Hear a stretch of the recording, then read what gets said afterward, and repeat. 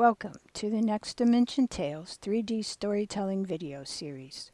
Authors and artists Shannon Albright, Darina Bree, Nara Malone, and Shovam Muir have been exploring 3D storytelling together for more than 10 years. To kick off our series, we decided to take up the Unity 3D Challenge to try animated storytelling with their editing platform.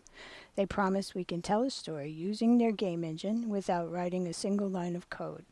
They have a tutorial designed to show authors and artists how easy it is to use Unity 3D for storytelling. Over the next few weeks, we will be doing their tutorial together, sharing our thoughts, our results, and the unique twists we bring to the process. You can find links to download Unity 3D and the tutorial we are following in the description. We're back for another exciting edition of Storytelling with Unity 3D. And today we're going to be using Probuilder to make changes to some of the buildings in our scene. First, let's open your Unity project. And once your Unity project opens, like Darina's, select the window menu up there at the top, Darina.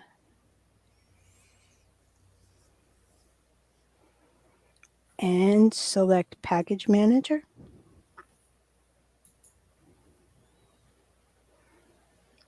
Okay, you want to choose all packages. How about Unity Register? You don't have all packages in your version. Okay. Now, over in the search box, type Probuilder.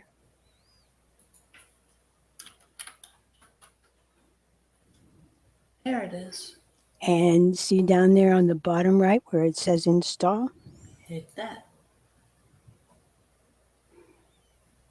And once it says Remove, don't click Remove, but go up to the top and just close out your window. Wait until it's done compiling things, I would say. Yeah, I got the blue circle anyway. Yeah. Oh, that shouldn't be. So go up to the top and just close that box. Yeah, there you go. All right. Now, if you look under your Tools menu, Tools. then Probuilder. Then the Probuilder window, click that. Okay, so two things just happened. The first thing happened is you got Probuilder menu, that big menu thing that's floating over top of your scene there. Yeah. And you want to take and drag that. I had mine set up to the right of my inspector, which I think is the place to put it. But I was showing Like Shannon there? how to. No, see over where your I'll make it inspector so is. you can see both. Yeah, I put it next to the navigation window before. And then I tried to show Shannon how to do that and broke it, and it's fun. Now I got it. I got How's it. that? That's good. You see how mine is? Like that. Oh, it's kind of the same. Yeah. Okay. Yeah, so you only have two things. That's why it looks a little different on yours. So if you got that in place now look above your scene and see that little teeny tiny menu up there with the box and the triangle and stuff. Um. Look in your scene. Oh, right here. Yeah. And the cool thing about this is very much like if you've ever used Blender, the Blender tool thing. So the first one is you click that and you can move the object that you're manipulating or editing. And the second one is to select a vertice.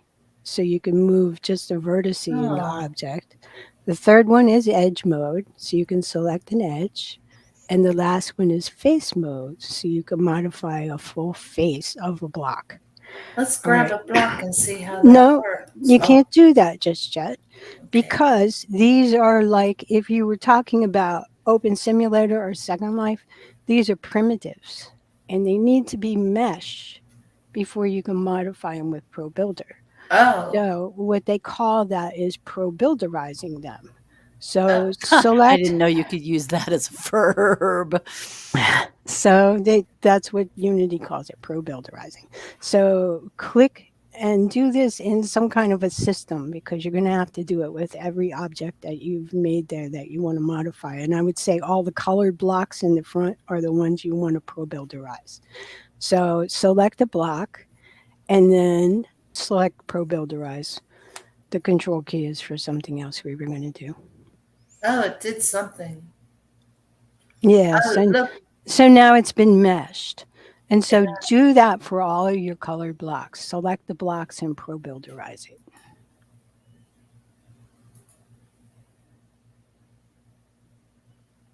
this won't let me do that. Yeah, yeah, it will. See that button up, the ProBuilderize Oh, there it button? is. It changed. Click it. There you go. Yeah, it goes, once you ProBuilderize it, it fades out because then you can't do it, which is why I can't show you how to do that because all mine are Right. ProBuilderized.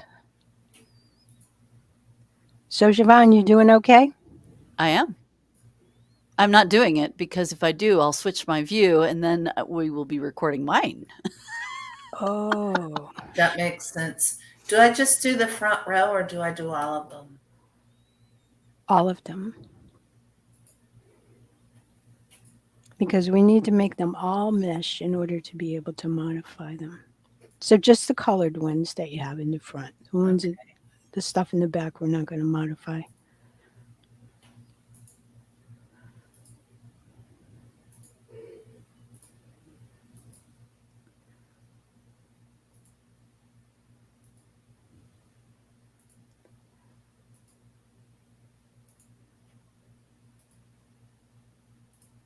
I guess it's good that it fades it out because then if you don't remember which ones you clicked, if you Yeah. click on the same one you've already done, it'll say, no, you don't have to And do you it. can also do this by working in the hierarchy menu. You don't have to like click the blocks in the scene. You can click an object in the hierarchy menu. Yeah. And do the same thing. Yeah. Yeah.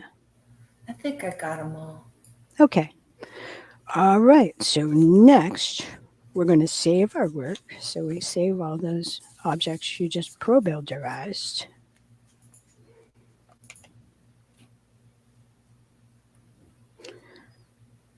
So now I want you to pick one of those little cubes in the front. And what you're going to do with it is make it have like be a sloping roof. So you might even want to do this in one of the purple cubes that's on the top of one of those other buildings. All right. And what you're going to do is select the edge that you want to make the slant from. I hit F to get closer to it. Good job. What Now, what do I I would want to say, do? so you want to make that block have a sloping top.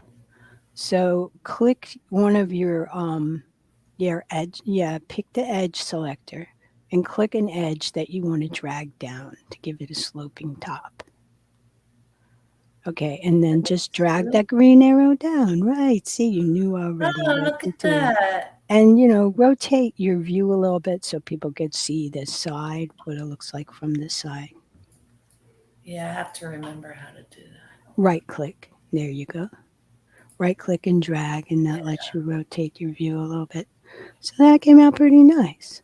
Yeah. Okay, so now you can make sloping tops on your building, Do you right? go all the way down or just wherever? It's where you want it, how you want to do it. Oh, It can be partially, you can have a higher base on that, look like a one of those duck works you see on buildings sometimes, or whatever you want to do with it. Sunroof. Okay. And the last thing we're going to learn how to do is bevel the corners. like So far, the tutorial we are using was created in 2019. One of the things we've been expecting to crop up was that using this tutorial with newer versions of Unity might uncover some compatibility issues between the tutorial's instructions and the various versions of Unity 3D all of us are using. I choose to use the 2019 version to keep in step with the tutorial as much as possible. Siobhan and Darina are using 2020 and 2021. Shannon is using 2022. since we've mostly been creating cubes and moving them around, and we haven't run into a problem. But when we threw all of our different versions of Probuilder into the mix, we bumped into an issue when we came to creating bevels. So let's dive into rounding the corners of some of our buildings, and we'll talk about the problems you might run into and how to get around them. Okay, Darina, let's try rounding a square building first. Okay. Choose a medium-sized cube on one of your foreground buildings and select it. Please Got choose it. a building that is perfectly square for this first demonstration. Just for reference, take a quick look at the big Probuilder menu we docked earlier. Now, choose the edge mode in the tiny menu above your scene and select a vertical corner edge in that cube that you want to modify. Now, look at the big Probuilder menu and you will see new options are available. We want to hold down the... All right, we're going to stop right there because those instructions are one of the ones that are going to mess you up.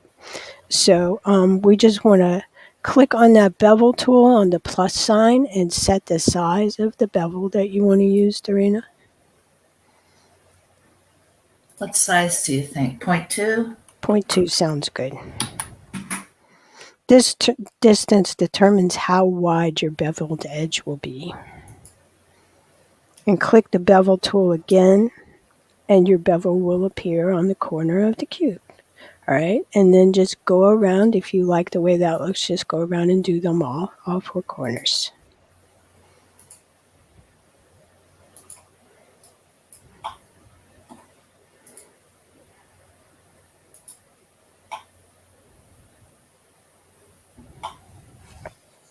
Okay.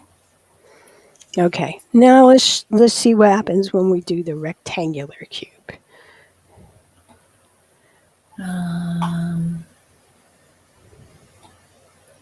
Here's one. Okay, now this is the part where the old instructions or the original instructions will cause a lot of issues. It takes a lot of fiddling because if you click that edge there and hit bevel, and you might want to make your bevel smaller for this one. Go 0.1. Yeah. So if you click that, hit bevel, and you get that. But you see that things are a little different since the lengths of the building are different.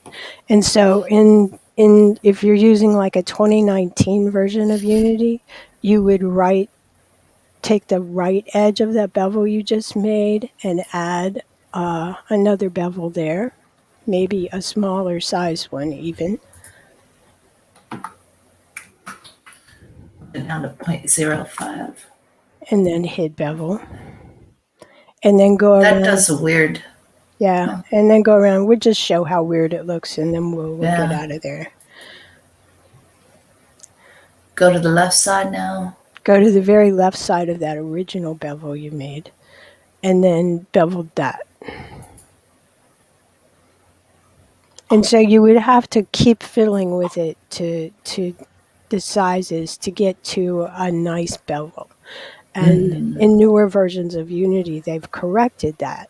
So just Control Z out of that. Since you're using a newer version of Unity, you don't need to fiddle with all that. Okay. And you can just make all of your edges that with that same size. 1.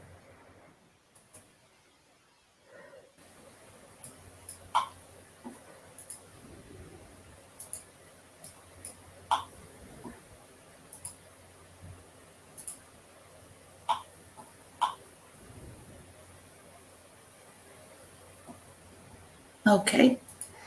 All right. And that's all there is to it. So we're going to say goodbye. Goodbye.